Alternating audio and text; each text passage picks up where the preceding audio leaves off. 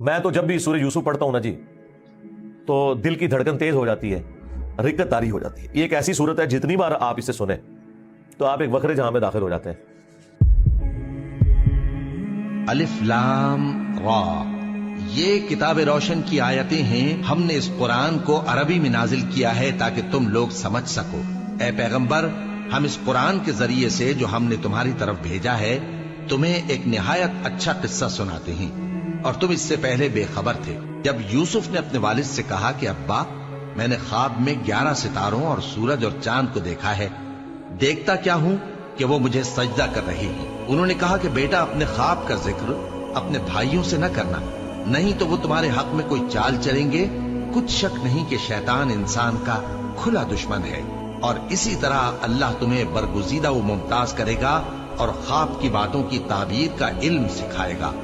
اور جس طرح اس نے اپنی نعمت پہلے تمہارے دادا پر دادا ابراہیم اور اسحاق پر پوری کی تھی، اسی طرح تم پر اور اولاد یعقوب پر پوری کرے گا. بے شک تمہارا پروردگار سب کچھ جاننے والا ہے، حکمت والا ہے. ہاں، یوسف اور ان کے بھائیوں کے قصے میں پوچھنے والوں کے لیے بہت سی نشانیاں ہیں.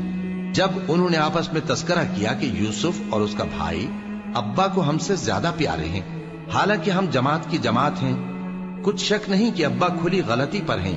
یوسف کو یا تو جان سے مار ڈالو یا کسی ملک میں پھینکاؤ، پھر ابا کی توجہ صرف تمہاری طرف ہو جائے گی اور اس کے بعد تم نیک لوگوں میں ہو جاؤ گے. ان میں سے ایک کہنے والے نے کہا کہ یوسف کو جان سے نہ مارو، کسی اندھے کنویں میں ڈال دو کہ کوئی راہگیر اسے نکال کر کسی دوسرے ملک میں لے جائے گا. اگر تم کو کرنا ہی ہے تو یوں کرو. یہ مشورہ کر کے وہ اپنے والد سے کہنے لگے کہ ابا جان، کیا سبب ہے کہ آپ یوسف کے بارے میں ہمارا اعتبار نہیں کرتے؟ حالانکہ ہم اس کے خیر خواہ ہیں. کل اسے ہمارے ساتھ بھیج دیجئے کہ خوب میوے کھائے اور کھیلے کودے، ہم اس کے نگہبان ہیں. انہوں نے کہا کہ یہ امر مجھے غمناک کیے دیتا ہے کہ تم اسے لے جاؤ، یعنی وہ مجھ سے جدا ہو جائے، اور مجھے یہ بھی خوف ہے کہ تم کھیل میں اس سے غافل ہو جاؤ اور اسے بھیڑیا کھا جائے. وہ کہنے لگے کہ اگر ہماری موجودگی میں کہ ہم ایک طاقتور جماعت ہیں اسے بھیڑیا کھا گیا تو ہم بڑے نقصان میں پڑ گئے. غرض جب وہ اس کو لے گئے اور اس بات پر اتفاق کر لیا کہ اس کو اندھے کنویں میں ڈال دیں، اور ہم نے یوسف کی طرف وحی بھیجی کہ ایک وقت ایسا آئے گا کہ تم انہیں ان کے اس سلوک سے آگاہ کرو گے اور ان کو اس وحی کی کچھ خبر نہ ہوگی. اور یہ حرکت کر کے وہ رات کے وقت باپ کے پاس روتے ہوئے آئے.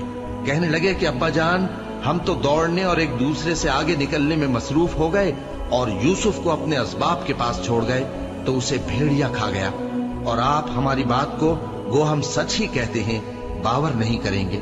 اور ان کے کرتے پر جھوٹ موٹ کا لہو بھی لگا لائے. یعقوب نے کہا کہ یوں نہیں ہے، بلکہ تم اپنے دل سے یہ بات بنا لائے ہو. اچھا، صبر، کہ وہی خوب ہے، اور جو تم بیان کرتے ہو اس کے بارے میں اللہ ہی سے مدد چاہیے. اور اب اللہ کی شان دیکھو کہ اس کنویں کے قریب ایک قافلہ آوارد ہوا اور انہوں نے پانی کے لیے اپنا سقا بھیجا تو اس نے کنویں میں ڈول لٹکایا. یوسف اس سے لٹک گئے. وہ بولا، زہے قسمت، یہ تو ایک لڑکا ہے، اور اس کو قیمتی سرمایہ سمجھ کر چھپا لیا. اور جو کچھ وہ کرتے تھے اللہ کو خوب معلوم تھا، اور انہوں نے اس کو تھوڑی سی قیمت یعنی معدود چند درہموں پر بیچ ڈالا، اور وہ اس سے بیزار ہو رہے تھے.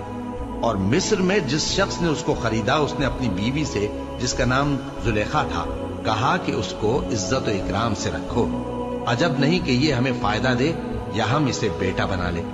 اس طرح ہم نے یوسف کو سرزمین مصر میں جگہ دی، اور غرض یہ تھی کہ ہم ان کو خواب کی باتوں کی تعبیر سکھائیں. اور اللہ اپنے کام پر غالب ہے، لیکن اکثر لوگ نہیں جانتے.